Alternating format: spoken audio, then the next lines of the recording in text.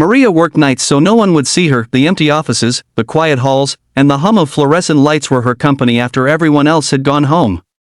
It was easier that way, no one to judge the faded uniform, the tired eyes, or the way she sometimes hummed lullabies under her breath while wiping down glass walls. Every evening at 8 p.m., after putting her daughter Lily to sleep, she'd whisper, "Mommy will be back before morning, okay? Dream of stars." Then she'd walk 5 miles to the towering glass building downtown where the name Thorne Enterprises gleamed in silver letters above the doors. The CEO, Mr. Adrian Thorne, was a name Maria only heard whispered among staff. A man of impossible standards, sharp suits, and colder eyes. He was said to arrive before dawn and leave past midnight. To Maria, he was just a myth, the kind of man who lived in a different universe, but one night, that universe collided with hers. She had just finished cleaning his office. The city lights shimmered through the glass walls, painting reflections across the mahogany desk. Her daughter's pink envelope had fallen out of her bag without her noticing. The IT was labeled, in shaky handwriting, to the boss man. From Lily, Maria's daughter. Please don't fire my mommy. Maria didn't know it had slipped out. She left, tired but peaceful, unaware that the one person she never thought would notice her existed was about to read the most honest letter he'd ever seen. Adrian Thorne had returned unexpectedly that night. His phone call had been cut short, his temper running high, his mind buried in numbers and deadlines. But when he entered his office, something small and pink caught his attention. He frowned, picking it up. His name wasn't even on it, just Boss Man. Curiosity softened his irritation.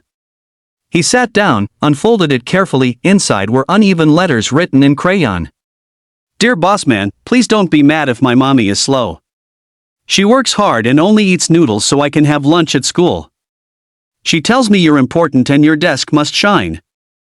I clean my little desk too, just like her. My mommy says one day I'll have a desk too. Love, Lily. He read it twice. Then 3 times.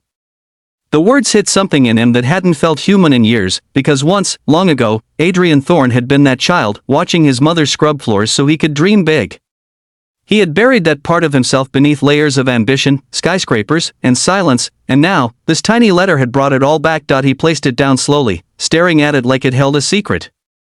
Then he opened his laptop and searched her name in the employee directory, Maria Lopez, night cleaning staff, part-time. The next morning, when Maria arrived home, she found her daughter already awake, coloring on the floor. Mommy, did he like it? Lily asked innocently. Maria blinked. Did who like what? The boss man. I left him my letter. Her heart dropped. Lily, what did you do? The next night, when Maria came to work, her hands shook as she entered his office. The pink envelope was gone. She half expected a note of reprimand or worse, termination, but instead, there was something else. A white envelope with her name written in elegant handwriting. She opened it, her breath trembling. Inside. Maria, please meet me in my office tomorrow morning. A.T. Her heart pounded. Morning? That was his time. CEOs didn't meet cleaners. Not for good reasons. She hardly slept that night. When she stood before his office door the next day, the sunlight spilling through the windows made her feel smaller than ever. But Adrian was already there, standing by the window, suit perfect as always. Come in, he said quietly. She stepped inside, twisting her hands together. Sir, if this is about the letter, I'm so sorry. My daughter, she didn't mean. He raised a hand gently. You don't need to apologize, Maria. His tone was calm. Almost kind. I read the letter, he said. Your daughter seems very proud of you. Her eyes welled up. She just wants me to be okay, sir. He nodded, then turned toward the city skyline. I used to watch my mother work nights too. Different building. Same tired eyes. He paused. I forgot what that looked like until last night. Silence stretched between them. Then he turned back, holding a small folder. I'd like to offer you a full-time position here, he said. Day shift. Benefits. Stable hours. Maria blinked, stunned. Sir, are you sure? I'm just a cleaner. He smiled faintly. You're someone who doesn't give up. That's rarer than you think. Tears filled her eyes. Thank you. I don't know how to just tell your daughter, he said softly, that her letter did something no business deal ever could. Weeks passed. The office buzzed differently when Maria began working mornings. She learned to type reports, organize files, even help with internal projects. Adrian often passed by, giving her a nod or a small smile that made her heart tremble, and every Friday, a small pink note would appear on her desk, this time from Adrian himself, with encouraging words. Keep shining, Maria. Lily was right, you do make this place brighter. Lily would wait every evening to hear what the boss had written, and she'd giggle proudly. See, Mommy? I told you he's not scary.